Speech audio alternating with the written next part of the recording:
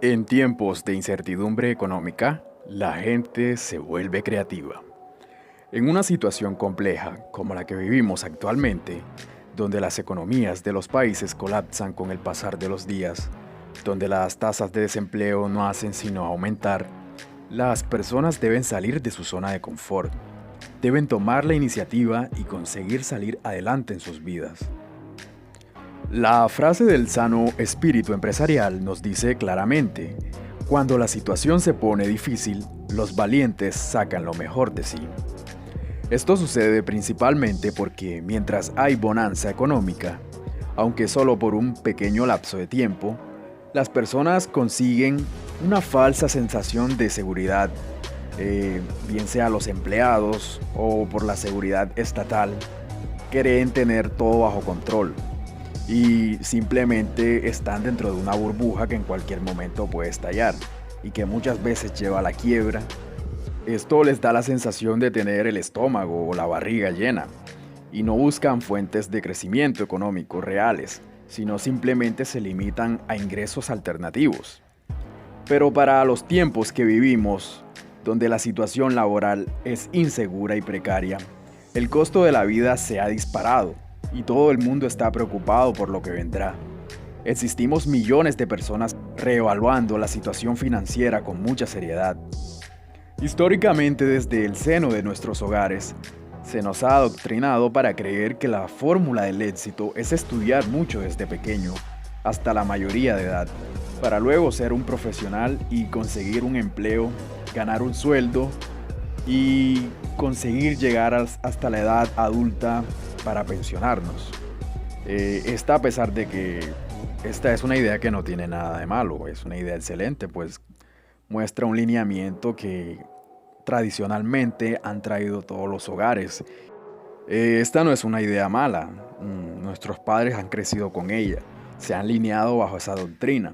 Sin embargo, esto es una forma de sacrificarnos por otro, de poner nuestro empeño y nuestra energía de joven, de persona adulta, a la dependencia del crecimiento de la empresa de otra persona. A costa de nuestro esfuerzo, la otra persona hace crecer sus negocios.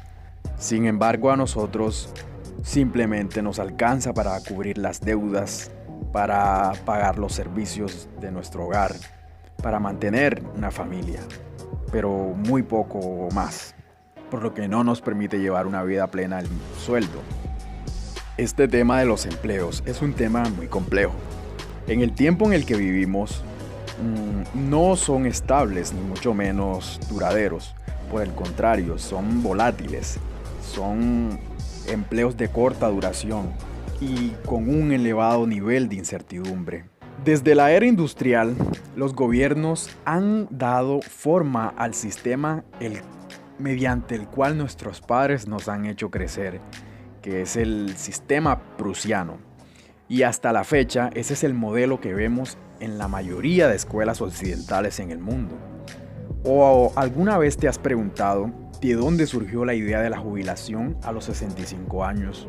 Esto tiene origen en la antigua Prusia, un país balcánico que se desmoronó luego de la Segunda Guerra Mundial. Otto von Bismarck, en 1889, tuvo un plan en el cual sugería que a la edad de 65 años se le prometía una pensión garantizada a los adultos mayores, pues no era un riesgo económico para el gobierno de Bismarck. En ese tiempo el promedio de vida en Prusia era de 45 años. Era entendible esta estrategia. En el trasfondo de esta filosofía se buscaba básicamente producir soldados y empleados, o sea, gente que siguiera órdenes e hiciera todo lo que se le dijera. Una producción masiva de empleados. Habiendo conocido esto, podemos hacernos una idea global de lo que se maneja principalmente desde los hogares. Vemos cómo nos modelan nuestros padres, la cultura misma, la educación. Nos enfocan hacia una forma y la cual es que seamos empleados, que trabajemos por nuestros ideales, por tener un sueldo, por tener una estabilidad. Pero principalmente nunca se te enseña a buscar la independencia económica. Y esto es lo que debemos lograr. Hasta la próxima.